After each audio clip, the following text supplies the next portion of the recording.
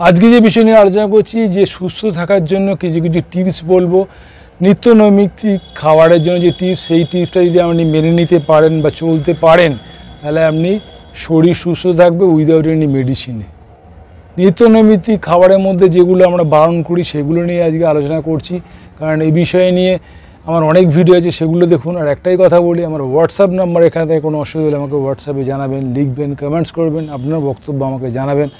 আর একটা অনুরোধ থাকলো, সাবস্ক্রাইব করতে ভুলবেন না, বেল আইকন টিপতে ভুলবেন না, সবাই কিন্তু শেয়ার করতে ভুলবেন না, কারণ এই টিপসগুলো আপনি জানলেন এবং আপনি আপনার ছেলেদের, মায়েদের কথা বলি, আপনি ছেলেদের শেখান, বা গুরুজন বয়স্ক লোক তারা আপনাদের ছেলে মেয়েদের শেখান এবং আপনি অন্তত ফলো করে রাখুন, আপনি সুস্থ থাকবেন। এই ছোটো ছোটো টিপস নিত্য নৈমিত্তিকভাবে যেগুলো আমাদের নিত্যদিনের জিনিস, সেটা যদি ফলো করতে পারেন আপনি সুস্থ থাকবেন, আমি গ্যারান্টির সঙ্গে বলছি। কারণ এই পেশেন্টকে দিয়ে আমার চেম্বারে যারা আসে তারা অবশ্যই ভালো আছে। আমরা হোয়াটসঅ্যাপ নাম্বার তো থাকেই, হোয়াটসঅ্যাপে আমাকে জানাবেন, হোয়াটসঅ্যাপ নাম্বার থাকে। আর সাবস্ক্রাইব করতে ভুলবেন না, বেল আইকন টিপতে ভুলবেন না, সবাই কিন্তু শেয়ার করতে ভুলবেন না, কারণ আমি উপকার পাবেন এই বিষয়ে। ভিডিওটা শেষ পর্যন্ত যদি দেখতে পারেন, দেখুন ভিডিওটা শেষ পর্যন্ত।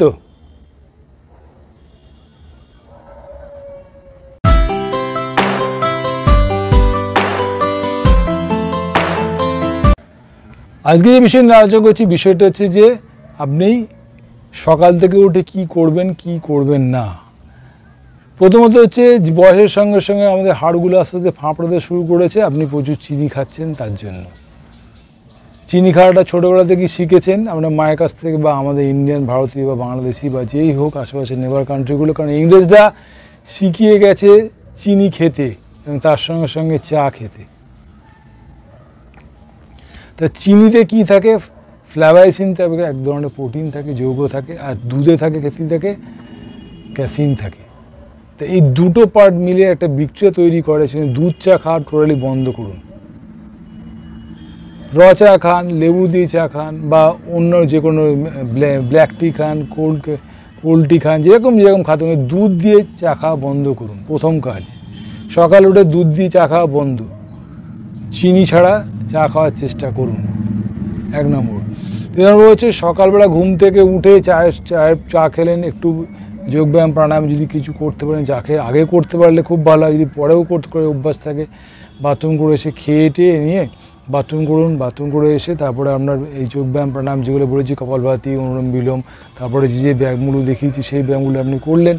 তারপরে আপনাকে করতে হবে কি, সকাল থেকে টিফিন খাওয়ার সময় অন্তত 5 রকমের ফল, আপনার ওজন অনুযায়ী, আপনার যদি 70 কিলো হয় তাহলে 700 গ্রাম ফল, 80 কিলো হলে 800 গ্রাম ফল, 50 কিলো হলে 500 গ্রাম ফল, এরকমভাবে ফল আপনি খেয়ে নিলেন। 4-5 রকমের ফল মিশিয়ে খেয়ে নিলেন, টিফিন হয়ে গেল। এবার দুপুরবেলা লাঞ্চের আগে স্যালাড খান, কাঁচা সবজি বা যেরকম শসা, গাজর, টমেটো দিয়ে আমরা পেঁয়াজ দিয়ে স্যালাড বানাই সেটা খান। টক দই খেলে দুধের একটা জিনিস খাবেন, টক দই খেতে পারেন। খাওয়ার আগে খেয়ে নিলেন, এবং খাওয়ার আগে যে আমরা জল খেতে বলি তার একটা কারণ আছে।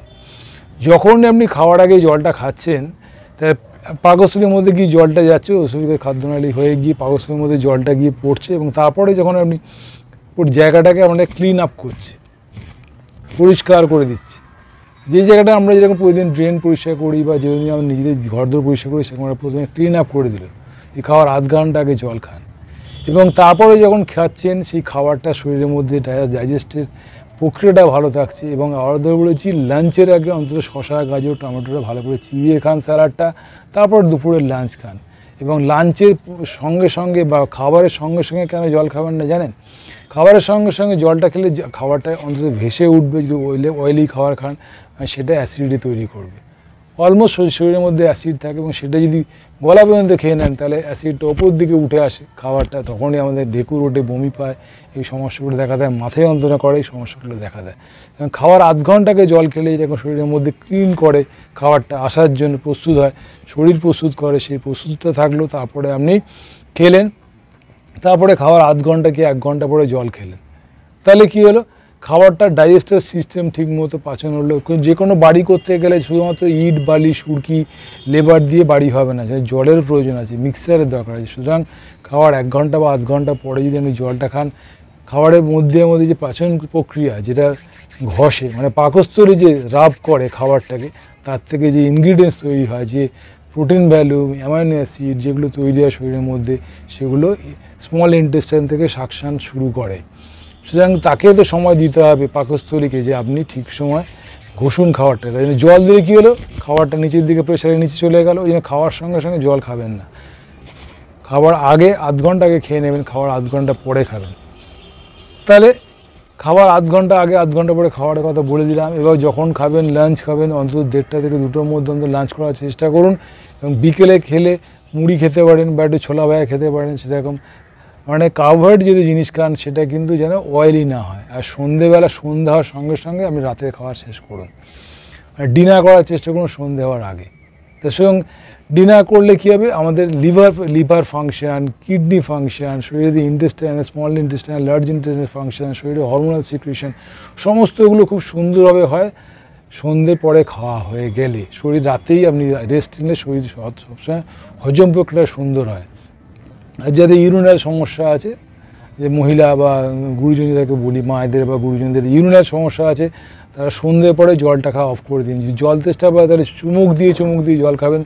আর ওষুধ যদি ডাক্তারের ওষুধ প্রেসক্রাইব করে সেটা অল্প জলে ওষুধ খান। সুতরাং তারপরে আপনি খাবার আগে অন্তত একটু হেঁটে চলে নিন, তাহলে আপনি ঘুমটাও ভালো হবে। পরিশ্রম না করলে কিন্তু ঘুম হয় না, অনেকে বলে ঘুমের সমস্যা থাকে। তাহলে সুতরাং আপনি যদি পরিশ্রমী লোক হন, আপনি যেখানেই পড়বেন সেখানে ঘুমিয়ে পড়বেন। কোনো লোক বলে ঘুম হয় না, তার ডিপ্রেশন, কোনো মানসিক চিন্তার দ্বারা আপনার ঘুম আসছে না, আইবিএসের সমস্যা, এটা অনেক সমস্যা থাকে। সুতরাং সন্ধে হবে, আপনি সন্ধ্যের খাবার, রাতের খাবারটা শেষ করে নিলেন, তারপরে ঘুরুন, টিভি দেখুন, যাই কিছু করুন, যে কোনো কাজ করুন।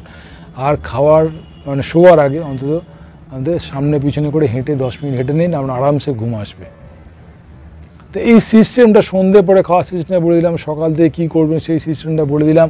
আর তার সঙ্গে সঙ্গে একটা কথা বলে দিই, চিনি খাওয়া টোটালি বন্ধ করুন, দুধ খাওয়া মানে অ্যানিম্যাল লেগস ফুড একদম টোটালি অফ করুন, সন্ধ্যেবেলা খেয়ে নিন। আর জল খাওয়ার ব্যাপারটা আমি বলে দিলাম, কীরকমভাবে জল খাবেন, তো সেই সিস্টেমগুলো আপনি ফলো করে নিন। আর একটা কথা বলে দিই, আপনার যে ওজন আছে সেই ওজনকে 30 দিয়ে ভাগ করলে যে ইকুয়েশন বা যে ফল বেরোয়, যদি আপনার 60 কিলো ওজন হয়, 30 দিয়ে ভাগ করলে 2 হয়, মানে 2 লিটার জল আপনার জন্য মাছ। তার বেশি জল খাবেন না, খেলে আপনার কিডনির উপর এফেক্ট খাবে। এবং অতিরিক্ত জল খাওয়া ক্ষতিকারক। অনেকে বলে আমি অতিরিক্ত জল খাই, গর্বের সঙ্গে বলে, এটা কিন্তু ক্ষতিকারক। সুতরাং জলের পরিমাণ ঠিক মতো করুন। আর একটাই কথা বলি, খাবারের সিস্টেম বলেছি, তেল একদম অফ করুন, তেল একদম লেগস ফুড টোটালি অফ করুন। 2 চামচের তেল বেশি রান্না করবেন না সারাদিনের রান্নাতে, মানে মাসে আপনার 300 ml মোটামুটি ঠিক আছে। পৃথিবীতে কোথাও তেল চিনি বেশি খায় না, শুধুমাত্র ভারত, বাংলাদেশ, নেপাল, ভুটান বা পাকিস্তান এইসব অঞ্চলের লোকেরা তেল প্রচুর পরিমাণে খায়, তাদের শরীরে রোগও বেশি। সুতরাং তেল খাওয়াটা অফ করুন। আর আমার কথা শুনে আমার যে পেশেন্ট আছে তারা মেনেছে, তারা ভালো আছে। আর একটাই অনুরোধ থাকলো, আমার হোয়াটসঅ্যাপে কোনো অসুবিধা আমাকে অন্তত জানাবেন, সাবস্ক্রাইব করতে ভুলবেন না, বেল আইকন টিপতে ভুলবেন না। প্রত্যেক গুরুজনকে বলি, দীপাঞ্জন সামন্ত আপনার বাড়ির ছেলে, অবশ্যই দীপাঞ্জন সামন্ত আপনাকে হেল্প করবে। কোনো অসুবিধা পড়লে আমিও আপনাকে সাহায্য করব। আমি আছি আপনাদের জন্য। ভালো থাকুন, সুস্থ থাকুন, আরও করে ভিডিও দেখতে থাকুন। অনেক ভিডিও আছে এই বিষয় নিয়ে, ফিজিক্যাল অ্যাক্টিভিটি নিয়ে, সবই আপনাদের জন্য করা। ভালো থাকুন। আর আমার নমস্কার তো আপনার সঙ্গে থাকলে, সবাইকে নমস্কার করে বলি, ভালো থাকুন সবাই।